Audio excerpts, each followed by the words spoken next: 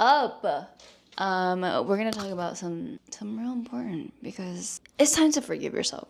You gotta forgive yourself. Subconsciously, we tend to hold on to mistakes that we've made and things that aren't even our fault because of maybe people around us, because of people we may have hurt, or idea of ourselves, of the way we've embarrassed ourselves, the way other people have hurt us or blamed us for things that weren't even our fault. We tend to kind of take that on, and subconsciously it affects a lot of decisions you make in your future, the things that you allow people to do to you. You know, we can say, oh, I know my worth, I know I'm this and that, and then it comes to a relationship, and for some reason you're acting desperate as hell because you want to be chosen and you want to be seen and you want to be shown that you're worthy of being loved. And it all comes down to self-worth. And I've talked about this many times before. We tend to brush it off. It's a little easier to be like, it's in the past, whatever. It is what it is. I am who I am. Like, fuck it.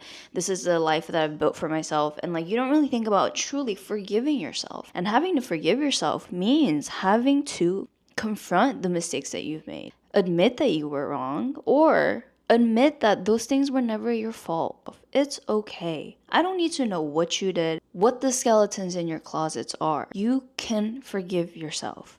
Does that mean that you forgive yourself for other people? No. That's kind of their own journey, right?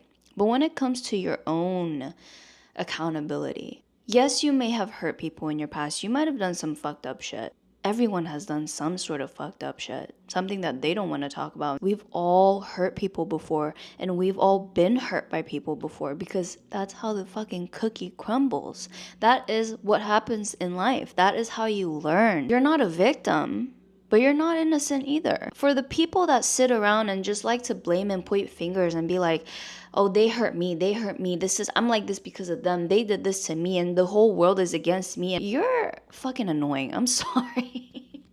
I'm sorry. You're not perfect. Here's why I won't apologize for being who I used to be. Because I have chosen to forgive myself. Me as a child, me as a teenager. Back then, I was doing my best with what I knew then, and it wasn't much.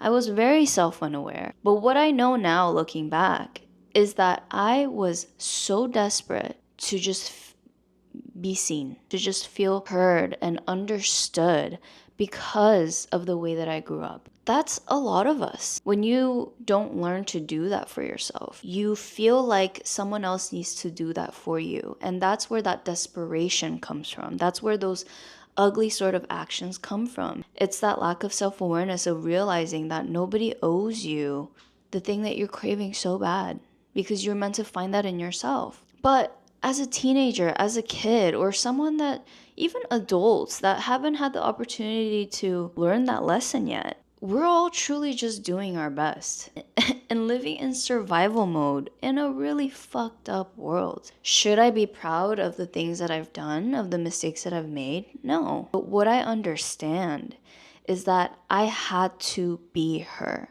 I know that I had to experience the things that I had to experience, just like you had to experience what you did. And I know that might be tough to swallow, and I know that might trigger some people. Yes, I will forever hope that the people that I've hurt do forgive me someday, or have forgiven me, just like I've had to forgive the people that have hurt me in my life, and I'm still trying to forgive. You had to be a lesson for others, just like others had to be a lesson for you. And why?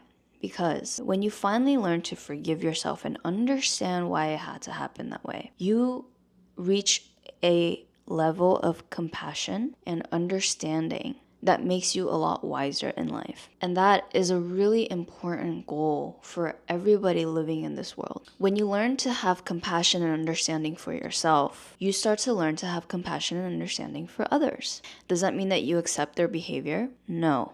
It means you create boundaries. And you maybe, have an initial reaction where you get angry, you get pissed, but at the end of the day, you know not to judge. You know to understand why someone might be acting the way, because you did the same. And I think forgiveness comes from yourself. A lot of times people think that you need closure, you need to have that conversation to forgive and this and that. You're not obligated to forgive people. But speaking from experience, as someone who was the number one grudge holder, yeah, when I think about certain situations, it can piss me off. And, choosing to not think about it all the time and be like, oh, fuck that person, I hope they get their karma, da da da. That shit is exhausting, dude. It really weighs down on you. You deserve to love yourself, to learn from your mistakes. And just the fact that you are willing to learn from your mistakes and become a better version of yourself, that is worthy of forgiveness. Not many people are able to achieve a level of forgiveness or achieve a level of growth and introspection and self-awareness. And anyone that does, it takes a lot of strength. I'm not religious anymore. I'm not Christian anymore, but there are certain Bible verses that have always really stuck with me. I really like the metaphors of it, you know. And there was a story where I forget the line. I forget what it is, but basically it's like someone wanting to throw a stone at a woman that like had sex or like cheated. I forget what it is. The only person that's allowed to throw a stone is one that has not sinned in this life. That's nobody. Do that with what you will, and I love you guys, and I'll see you.